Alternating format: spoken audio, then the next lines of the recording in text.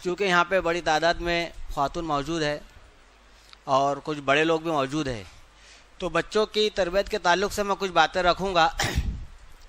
अक्सर करके रिवायती तौर पर यह कहा जाता है कि अपने बच्चों की अच्छी तरबियत की जाए, है ना, उनको नेक बनाने की तरफ कोशिश की जाए और चंद बातें बताई जाती है, लेकिन ऐसा है नहीं। अगर हम चाहते हैं कि हमारे बच्चे नेक बने, हमारे बच्चे अपने समाज और माशरे के लिए अच्छे बने, तो उसके लिए ज़रूरी है कि उनकी सही तरीके से तरबियत की जाए। आज जो है तो यूरोपीय ममालिक में बच्चों की तरबियत के लिए क्लासें लगाई जा रही है। आज बच्चों की तरबियत का मसला इतना बड़ा गंभीर हो चुका है कि वालिदैन अपने बच्चों से परेशान हैं कि इनकी अच्छी तरबियत कैसे की जाए। अक्सर वालिदैन को यही शिकायत है कि बच्चे शरारत बहुत करते हैं, बच्चे नाफरमानी करते हैं और बच्चे जो तो ऐसी बहुत सी चीज़ें सीख लेते हैं जो उनको सीखना नहीं चाहिए।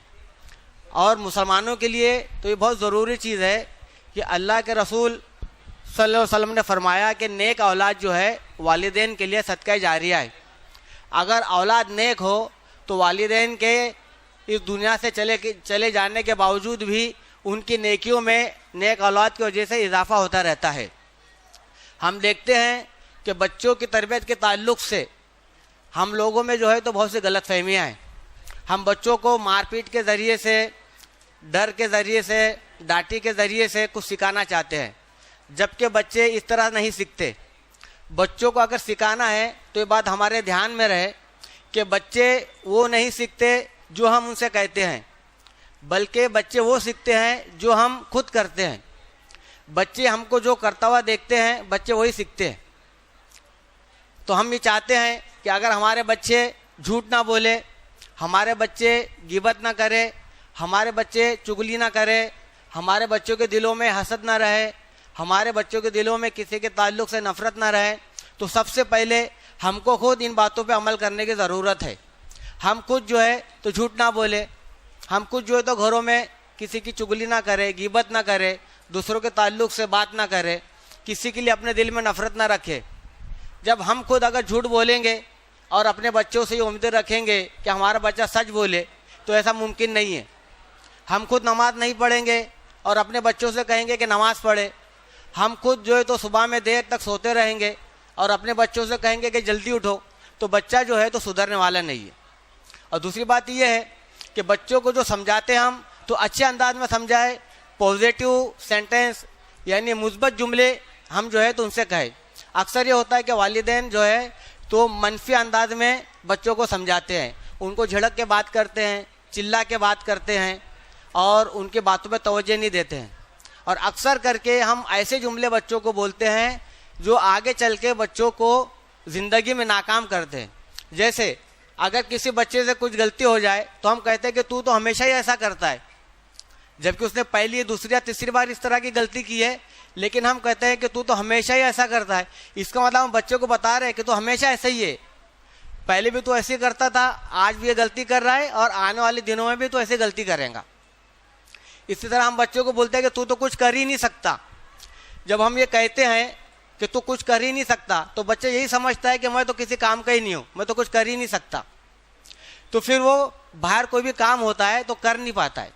इसी तरह कुछ वालिदैन क्या करते हैं कि अगर बच्चे किसी मजलिस में या मेहमानों के सामने कोई गलती करते हैं तो वालिदैन उनको बहुत ज़्यादा डांटते हैं, चिल्लाते हैं उनके ऊपर कि मेहमान के सामने तूने बेइज्जती कर दिया, जबकि ऐसा नहीं होना चाहिए।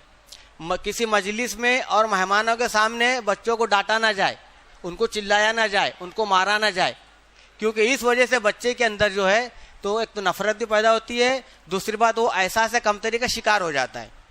और अगर बच्चे ने कुछ गलती किया और हम उससे पूछ रहे हैं और बच्चा अगर जवाब दे रहा है तो हमें चाहिए कि हम जो है तो तवज्जो के साथ उसकी सफाई को सुने। वो जो बता रहा है कि मामला क्या हुआ हम उसको सुने, ये ना कहे कि चल खामोश बैठ, बड़ी ज़बान लड़ा रहा है, तो हमेशा ऐसे करता है। अगर हम ऐसा कहेंगे तो बच्चे को अगर बाहर कोई गलती होगी तो अपनी सफाई नहीं पेश कर पाएगा, वो एहसास कमतरी का शिकार रहेगा। तो ऐसी बहुत सी बातें हैं कि हम बच्चों को जो है तो मुस्बत अंदाज में बोले। और छोटे बच्चे जो है वो सब कुछ सीखते रहते हैं।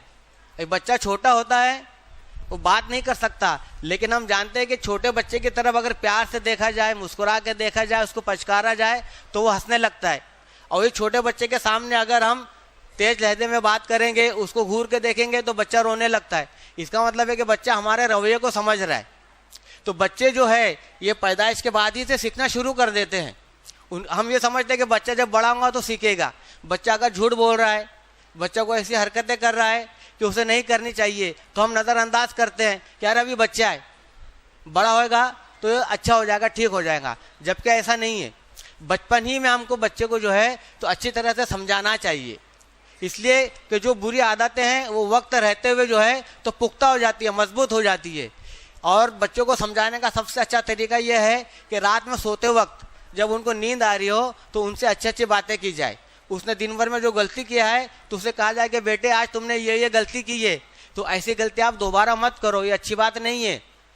और उसको जो है तो अल्लाह के रसूल सल्लल्लाहु अलैहि वसल्लम के जो वाक़यात है, सहाबा कराम के वाक़यात है और जो औलिया कराम के वाक़यात है अच्छे, तो उसको उस वक्त सुनाया जाए जब वो सो रहा हो। क्योंकि नींद की हालत में आधा जगा और आधा सो रहा है तो बच्चा जो है तो बहुत अच्छी तरह सुनता है और उसके दिमाग में बात रह जाती है। आप आखिरी वक्त में यानी जब सोते वक्त जो बातें बच्चों को बताएंगे तो रात भर वो उनके दिमाग में रह के फिर उनके दिमाग का, उनकी ज़िंदगी का हिस्सा बन जाएंगी। और अक्सर ये होता है कि वालिदैन ये करते हैं कि छोटे बच्चे अगर सता रहे, परेशान कर रहे तो टीवी चालू करके उनके सामने रख देते हैं, वो कार्टून देख रहे हैं, मोबाइल चालू करके उनके हाथ में दे देते हैं। तो ये टीवी और मोबाइल जो है तो उनकी तरबियत कर रहे हैं और उसमें वो जो सब देखते हैं तो वो उनकी ज़िंदगी में आने लगता है।